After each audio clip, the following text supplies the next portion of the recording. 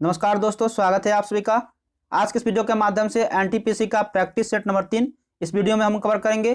Second phase में बहुत सारे छात्रों का एडमिट कार्ड आ गया है और जिन छात्रों का एडमिट कार्ड अभी नहीं आया है वे अपनी तैयारी को जारी रखें और प्रश्नों का रिविजन आपको मैक्सिमम करना होगा।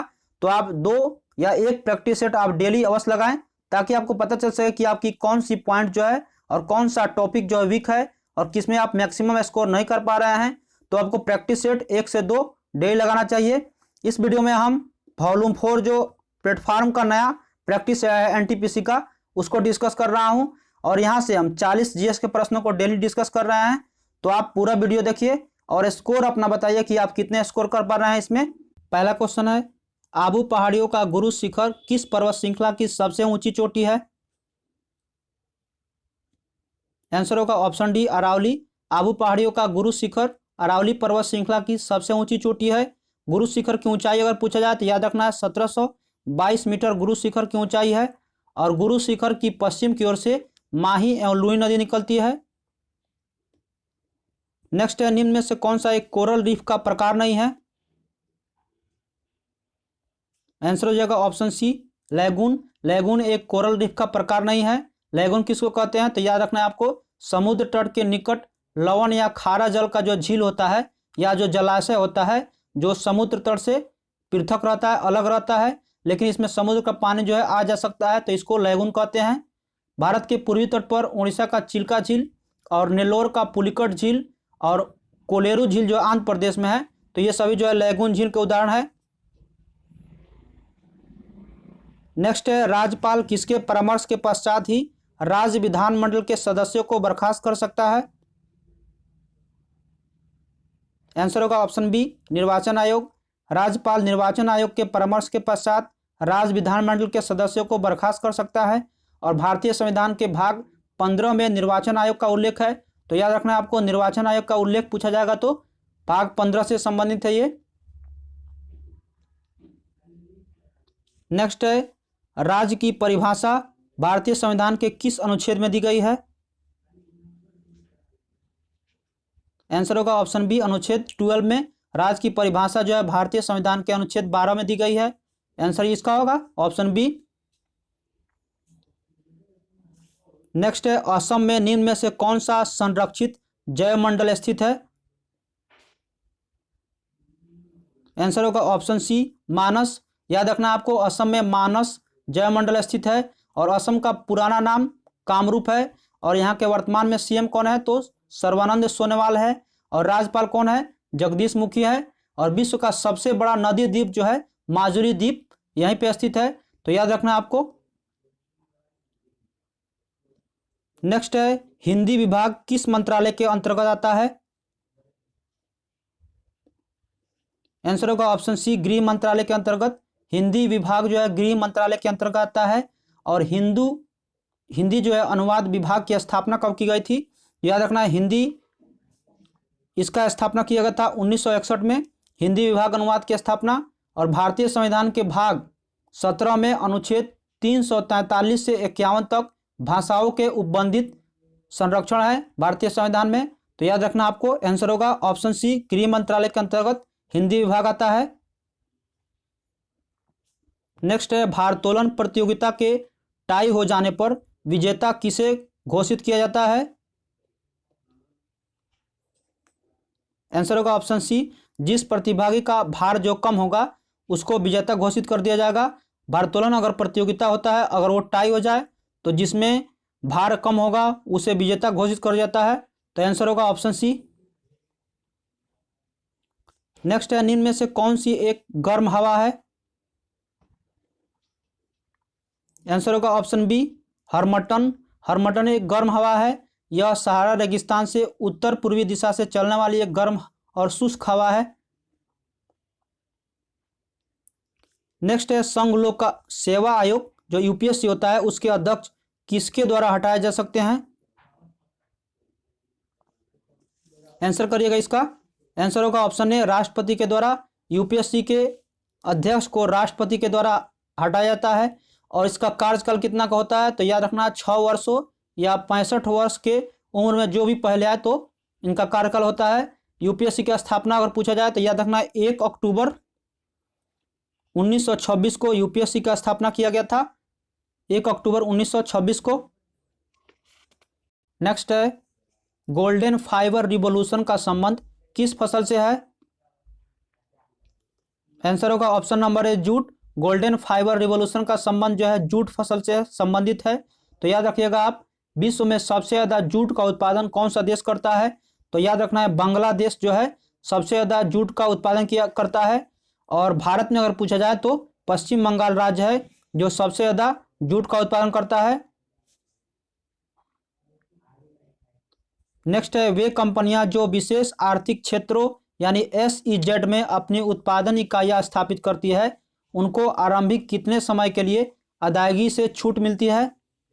3 वर्ष या 5 वर्ष या 1 वर्ष या 6 महीना? आंसर करिएगा इसका। ऑप्शन होगा बी नंबर सही आंसर, 5 वर्ष के लिए वे कंपनी जो विशेष आर्थिक क्षेत्रों यानी SEZ में अपनी उत्पादन इकाई स्थापित करेगी उनको शुरुआत में 5 वर्ष के लिए अदायगी से छूट मिलती है। और निर्यात को बढ़ावा देने के लिए सरकार ने स्पेशल इकोनॉमिक जोन SEZ की अधिनियम 2005 में बनाया था।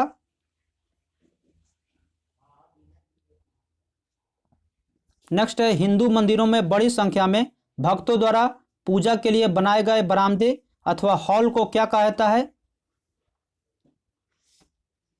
आंसर होगा ऑप्शन ए मंडप।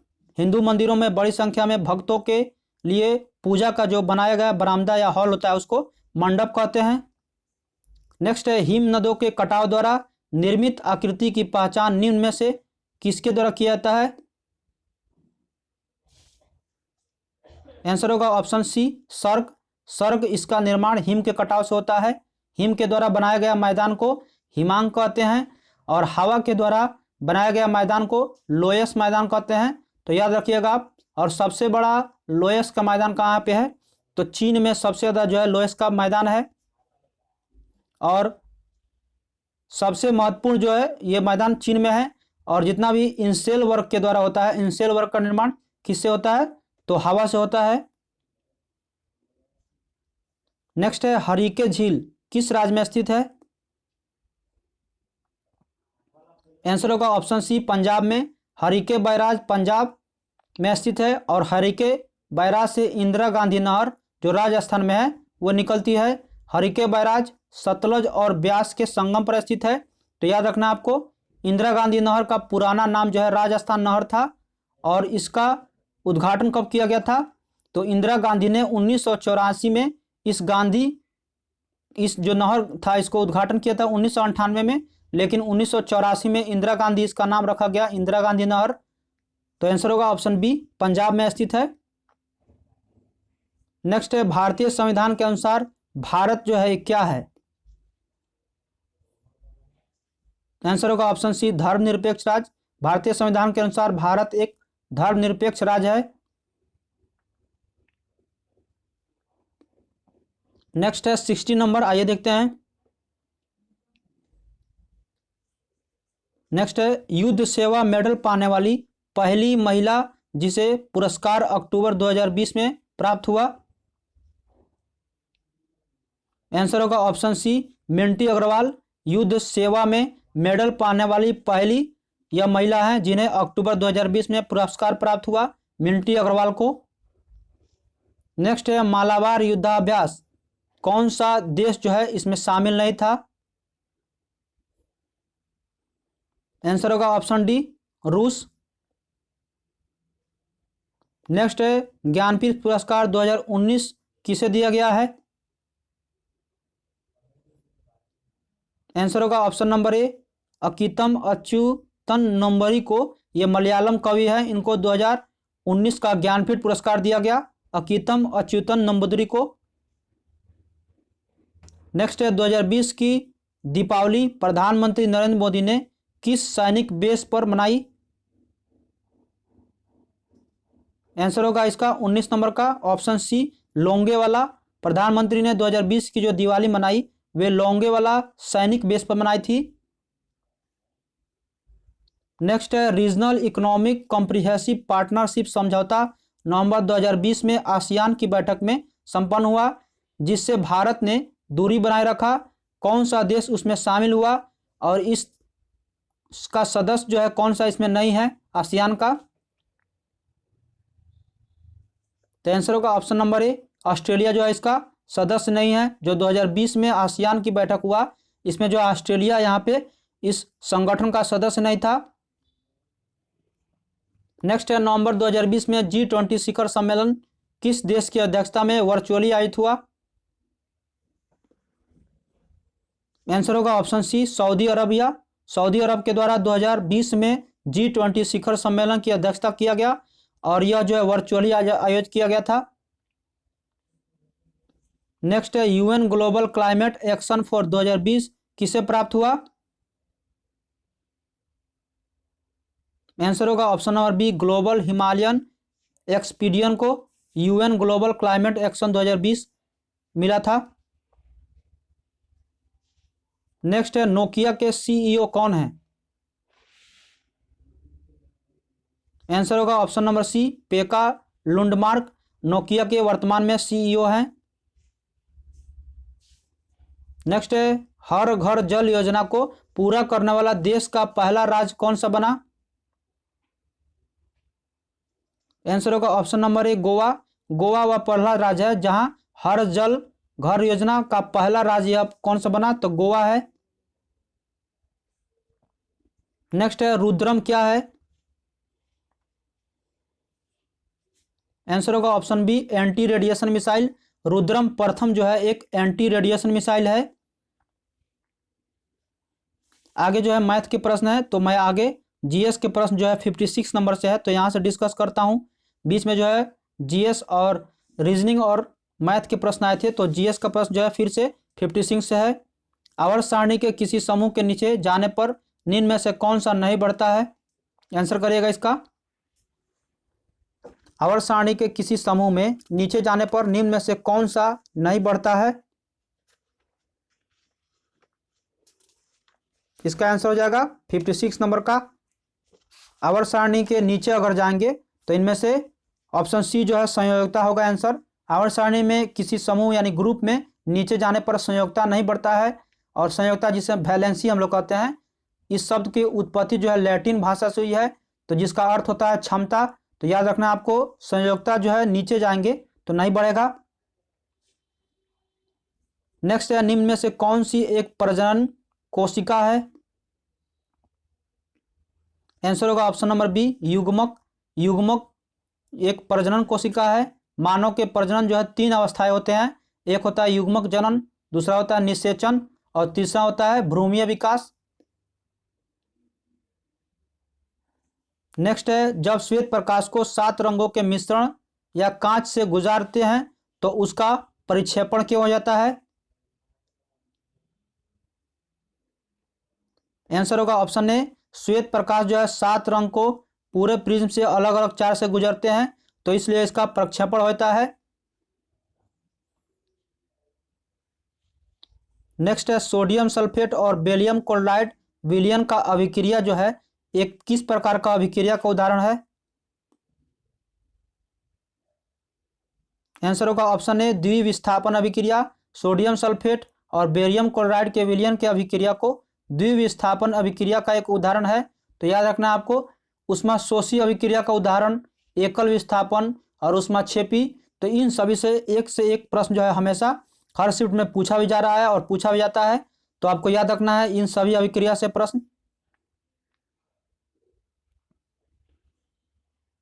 नेक्स्ट है, कौन सा अभिकर्मक स्थानीय या सामान्य संवेदा हानि उत्पन्न करता है?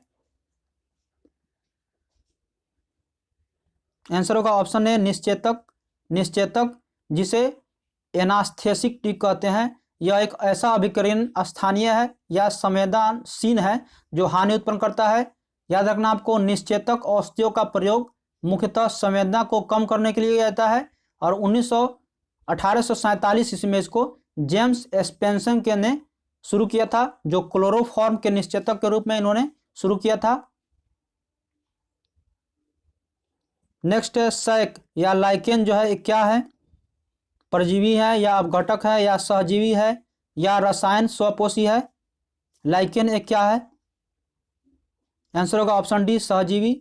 याद रखना आपको, प्रजनन और अनुवांशिक जो होता है सैक या लाइकेन जो यह सजीवी है। बीज रहित फल में आपको याद रखना है फल, केला, अंगूर ये सभी आता है। और कुछ फलों के निर्माण में जिसमें बाह्य दल पुंज या पुष्पासन आदि भाग होते हैं, वे फलों में असत्य फल उसको कहते हैं फॉल्स फ्रूट। यहाँ से प्रश्न जो है पूछा जाता है, तो फॉल्स फ्रूट में याद रखा आपको सेब, कटहल ये सब आएगा। नेक्स्ट है, इनमें से किसका उपयोग परिपथ को विच्छेदित या विद्युत परिपथ को बंद करने के लिए किया जाता है? आंसर होगा ऑप्शन सी, स्विच को। स्विच का उपयोग जो है परिपथ को विच्छेदित या बंद करने के लिए किया जाता है। विद्युत बल्ब का इस्तेमाल जो है प्रकाश का उत्सर्जन करने के लिए किया जाता है। और विद्युत शक्ति का मात्रक अगर पूछेगा तो याद रखना आपको वाट होता है। और एलसीडी का full form liquid crystal display होता है। एलईडी का full form light emitting diode होता है। तो एक जो है फुल फॉर्म से भी प्रश्न पूछा जा रहा है, तो फुल फॉर्म से आपको याद रखना चाहिए प्रश्नों को। नेक्स्ट है, बोर की कक्षाओं को अस्थिर जो है क्यों कहा गया है या क्यों कहा जाता है? आंसर होगा ऑप्शन सी, उनमें मौजूद जो है इलेक्ट्रॉन में निश्चित ऊर्जा होते हैं। याद रखना आपको बोर की कक्षाओं को अस्थिर इसलिए कहा जाता है क्योंकि उसमें मौजूद इलेक्ट्रॉनों में निश्चित ऊर्जा होता है। बोर की परमाणु सिद्धांत के अनुसार नाभिक के चारों ओर चक्कर लगाने वाले इलेक्ट्रॉन अनिश्चित कक्षाओं के परिभ्रमण नहीं करते हैं, यह जो है कुछ कक्षाओं में परिभ्रमण करते हैं। तो यह जो है बोर का थ्योरी है। नेक्स्ट है, ब्रह्मांड में सभी द्रव्यमानों के बीच लगने वाले आकर्षण बल विशेष रूप से पृथ्वी के सतह से पास स्थित पिंडों के पृथ्वी के द्रव्यमान में लगाए जाते हैं। उनके आकर्षण बल को क्या कहा जाता है? आंसर होगा ऑप्शन डी, गुरुत्वाकर्षण बल। ब्रह्मांड के सभी द्रव्यमान के बीच लगने वाले आकर्षण बल विशेष रूप से पृथ्वी की सतह के पास स्थित जितना भी पिंड है वे पृथ्वी के द्रव्यमान द्वारा लगाए गए गुरुत्वाकर्षण बल कहा जाता है। तो याद रखना आपको जी का गुरुत्वाकर्षण मान जो है कितना होता है 6.672 इंटू 10⁻11 न्यूटन मीटर स्क्वायर पर केजी स्क्वायर जो होता है, यह होता है जी का मान। नेक्स्ट है, एक जलीय विलयन लाल लिटमस विलयन को नीला कर देता है, तो किसका विलयन मिलाने पर यह परिवर्तन निष्प्रभावी हो जाएगा? आंसर होगा ऑप्शन ए, हाइड्रोक्लोरिक एसिड। एक जलीय विलयन लाल को विलयन को नीला कर देता है, तो हाइड्रोक्लोरिक एसिड विलयन को मिलाएंगे तो यह निष्प्रभाव हो जाएगा। हाइड्रोक्लोरिक एसिड का उपयोग प्रयोगशाला में अभिकर्मक के रूप में अम्लराज बनाते समय एवं रंग के औषधि निर्माण में होता है। तो याद रखना आपको हाइड्रोक्लोरिक एसिड इसका आंसर होगा। नेक्स्ट है, लाल रक्त कणिकाओं का औसत जीवन काल कितने समय का होता है? आंसर होगा ऑप्शन बी, 1 से 120 दिन होता है इसका जीवन काल, लाल रंग का औसत जीवन काल। लाल रक्त कणिकाओं का रंग जो है लाल हीमोग्लोबिन के कारण होता है, यह भी प्रश्न पूछा जाता है। और डब्ल्यूपीसी की आयु कितना होता है? तो याद रखना 2 से 4 दिन होता है।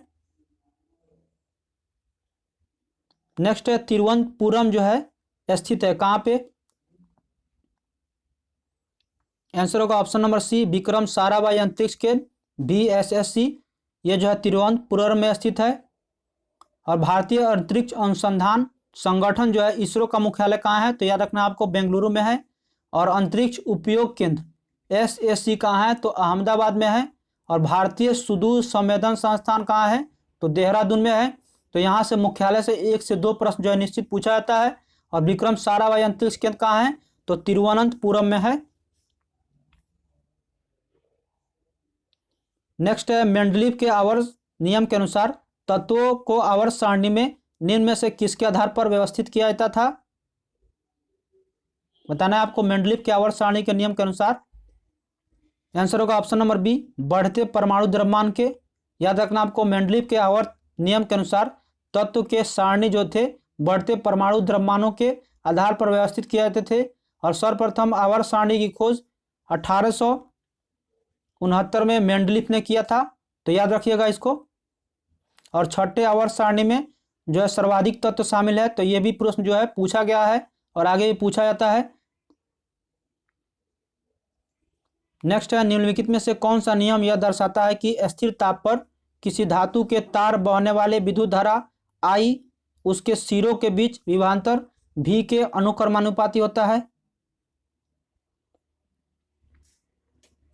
आंसर होगा ऑप्शन ए ओम का नियम। ओम का नियम यह दर्शाता है कि स्थिर ताप पर किसी धातु के तार से बहने वाली विद्युत धारा उसके सिरों के बीच विभवांतर भी के अनुक्रमानुपाती होता है, जो भी बराबर होता है फॉर्मूला आई आर, जहाँ भी याद रखना आपको क्या होता है वोल्ट, आई एम्पियर होता है, और आर जो है क्या होता है रेसिस्टेंट प्रतिरोध। नेक्स्ट है फाइलेरिया रोग किसके कारण होता है? विषाणु, गोल कृमि, जीवाणु या चपटे कृमि। फाइलेरिया रोग जो है किसके कारण होता है? आंसर होगा ऑप्शन नंबर बी गोल कृमि। याद रखना आपको फाइलेरिया गोल कृमि के कारण होता है। फाइलेरिया रोग जो है लसिका वाहिनी और ग्रंथिया के फूल जाने से होती है, जिसे फाइलोरियोसिस भी कहा जाता है। तो मैंने इसमें टोटल जो है जीएस के जितना भी प्रश्न थे प्रैक्टिस सेट 3 से डिस्कस कराया, और ये जो प्लेटफॉर्म का नया वॉल्यूम 4 आया उससे डिस्कस कराया। वीडियो अच्छा लगे तो लाइक शेयर अवश्य करें, और जो दोस्त चैनल पे नए हैं चैनल को सब्सक्राइब करके बेल आइकन को प्रेस करके जुड़ जाइए, ताकि नेक्स्ट वीडियो का आपको नोटिफिकेशन मिल सके। तो वीडियो अगर आप पूरा देखे हैं तो स्कोर अपना अवश्य बताएं कि आप कितने स्कोर इसमें कर पा रहे हैं 40 प्रश्नों में। अगर आप 30+ अगर स्कोर कर रहे हैं तो आपकी तैयारी जो अच्छी है, और अगर आप नीचे स्कोर कर पा रहे हैं तो आपको और प्रश्नों का रिवीजन करना आवश्यक है, और आपको जिस टॉपिक में यहाँ पे प्रॉब्लम हो रहा है उसको आप अच्छे से पढ़ें। तो मिलते हैं नए अपडेट के साथ, जिसमें प्रैक्टिस सेट हम लोग 4 डिस्कस करेंगे। तो वीडियो को सब्सक्राइब अवश्य करके जुड़ जाइए। तो मिलते हैं नए अपडेट में, तब तक के लिए जय हिंद, जय भारत।